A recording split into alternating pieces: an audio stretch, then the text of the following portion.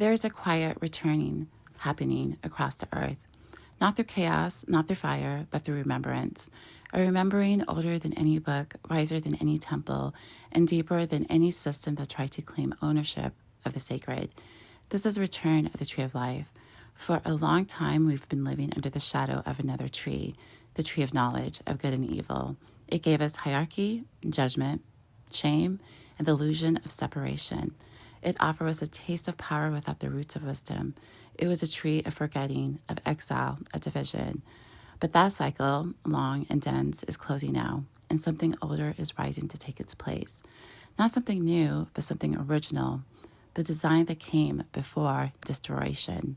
In this new cycle, she chooses the tree of life.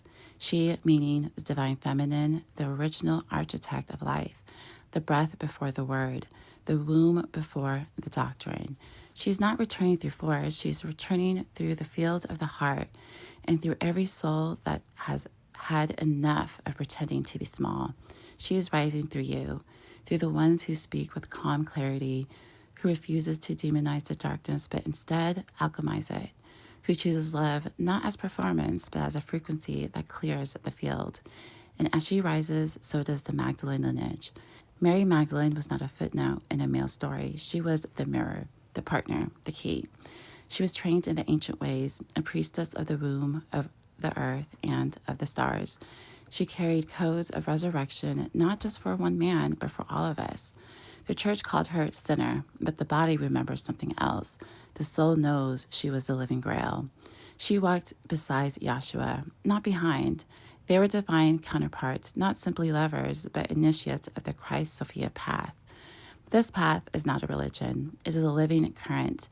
It is a current of inner union. Christ, the awakened masculine principle. Sophia, the divine wisdom of the feminine. Together, the balance that births a new world.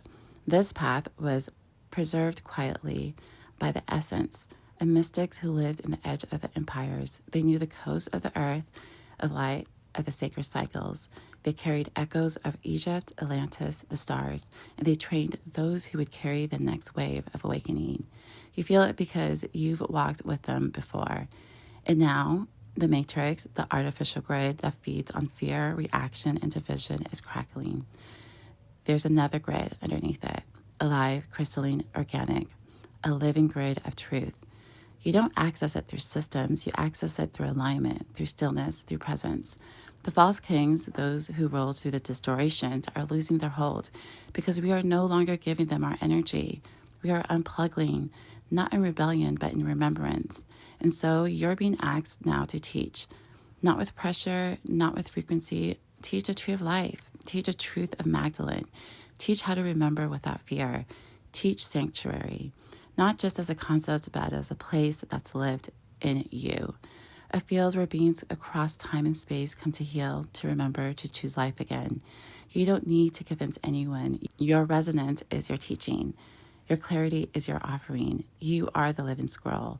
You are the flame in the temple. You are the return. And this time we came for, and this time we rise together.